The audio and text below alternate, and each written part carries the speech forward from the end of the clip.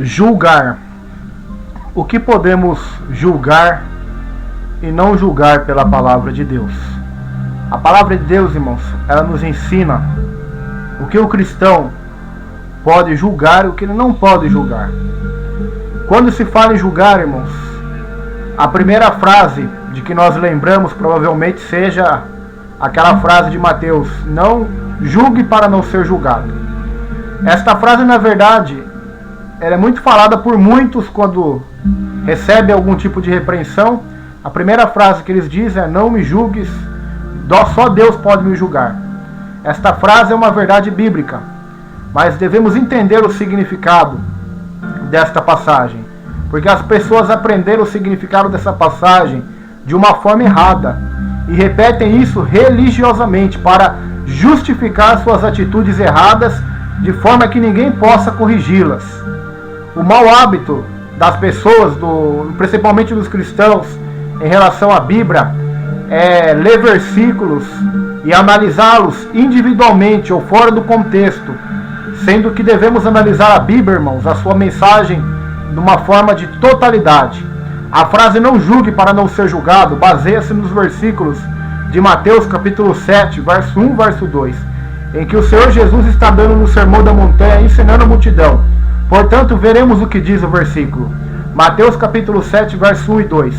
Não julgueis para que não sejais julgados, porque com o juízo com que julgardes sereis julgados, e com a medida com que tiverdes medido, vos hão de medir a vós. Que tipo de julgamento Jesus falou, irmãos? Os versículos seguintes vão responder esta pergunta. O terceiro versículo até o quinto deste mesmo capítulo 7. E por que reparas tu no argueiro que está no olho de teu irmão, e não vês a trave que está no teu olho? Ou como dirás a teu irmão: deixa-me tirar o argueiro do teu olho, estando uma trave no teu? Hipócrita, tira primeiro a trave do teu olho, então cuidarás em tirar o argueiro do olho de teu irmão. Jesus falou, irmãos, sobre uma atitude de apontar defeitos em uma pessoa a partir de sua própria opinião, sem reconhecer os seus próprios erros. Na justiça dos homens, quando uma pessoa está perante um juiz, há duas possibilidades: a absolvição ou a condenação. Um dos dois caminhos é sentenciado a partir de parâmetros que são definidos pela lei do país, que é a verdade tomada como referência no território desse país. Ninguém gosta de ser corrigido, por isso não produz boas emoções ou bons sentimentos, ou seja, não agrada a alma. Porém, o Senhor nos ensina em sua palavra que aquele que aceita a repreensão é sábio e prudente. Provérbios capítulo 15, versículo 32 diz assim: o que rejeita a disciplina menospreza sua alma, porém o que atende à repreensão adquire entendimento. Provérbios capítulo 15, versículo 5: o insensato despreza a instrução de seu pai, mas o que atende à repreensão consegue a prudência. Provérbios capítulo 15, versículo 10: disciplina rigorosa há para o que deixa a vereda, e o que odeia a repreensão morrerá. Eclesiastes 5, capítulo 7, versículo 5. Eclesiastes: melhor é ouvir a repreensão do sábio do que ouvir a canção do insensato. Então, irmãos, aprendemos que o Espírito Santo está nos dando uma oportunidade de compreender o ato de julgar. Em 1 Coríntios capítulo 6, o apóstolo Paulo escreve aos coríntios, repreendendo-os sobre a omissão deles em julgar as coisas pertencentes a esta vida. 1 Coríntios 6, versículo 2 diz assim até o 5: não sabeis vós que os santos hão de julgar o mundo? Ora, se o mundo deve ser julgado por vós, sois porventura indignos de julgar as coisas mínimas? Não sabeis vós que havemos de julgar os anjos, quanto mais as coisas pertencentes a esta vida? Então, se tivermos negócios em juízo pertencentes a esta vida, pondes para julgá-los os que são de menos estima na igreja? Para vos envergonhar o digo: não há porém entre vós sábios, nem mesmo um que possa julgar entre seus irmãos? Irmãos, devemos observar atentamente este versículo 2. Paulo afirma que os santos, todo aquele que crê em Jesus como Senhor e Salvador e tem uma vida santificada, separada para Deus, irão julgar o mundo. E isso acontecerá no fim do reino milenar de Cristo. Por acaso, então, somos indignos de julgar as atitudes e os desentendimentos das pessoas? No versículo 3, o Espírito Santo ainda dá a Paulo uma outra revelação. Diz que todo aquele que crê no Senhor e tem uma vida obediente a Deus, irá julgar os anjos. Por que será então que não podemos julgar as coisas desta vida? No versículo 5, Paulo ainda pergunta aos coríntios se não há ninguém capaz entre os irmãos para julgar. Julgar é uma atribuição do cristão que obedece a Deus, irmãos. Portanto, nós devemos julgar pela palavra de Deus. Julgar segundo a palavra de Deus, não segundo a nossa opinião. Devemos julgar as pessoas pela palavra dele. O que elas pensam, as suas doutrinas, o que elas pregam, os seus frutos. A Bíblia diz: examinai o fruto dos profetas, porque é pelo fruto que nós conhecemos um profeta. Então como que eu vou examinar um fruto de um profeta se eu não o julgar, se eu não o examinar?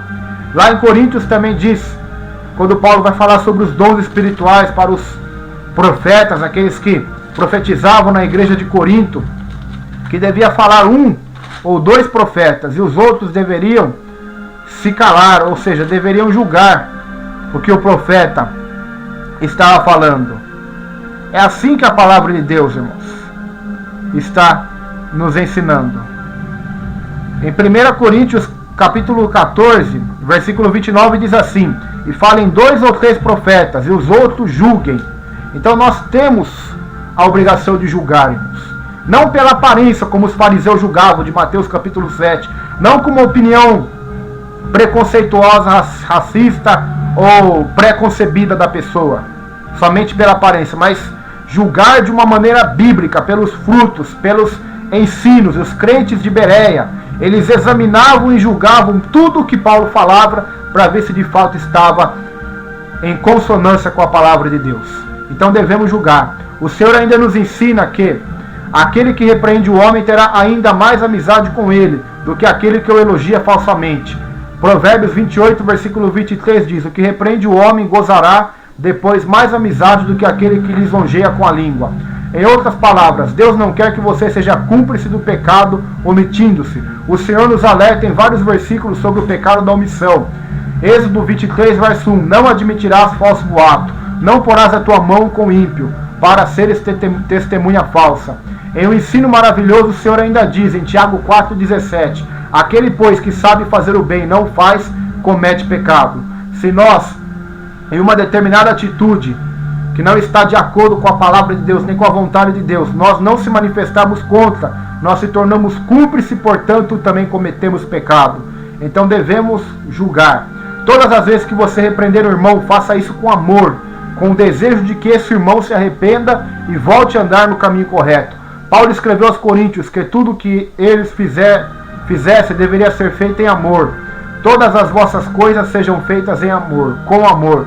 1 Coríntios 16, 14. Portanto, devemos obedecer à verdade de Deus, examinar e julgar todas as coisas e reter o que é bom para a nossa vida, irmãos. Essas pessoas que dizem: eu não posso julgar, eu não posso falar nada, as pessoas estão erradas, devemos julgar.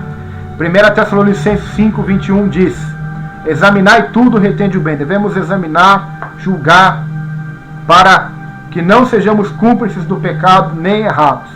Até muitos evangélicos dizem: você está julgando quando prega contra o pecado, contra o comércio na igreja, contra tantas e tantas heresias que os evangélicos ou pastores atuais estão fazendo. Muitos dizem: está julgando, está tocando num giro de Deus, está fazendo isso e aquilo.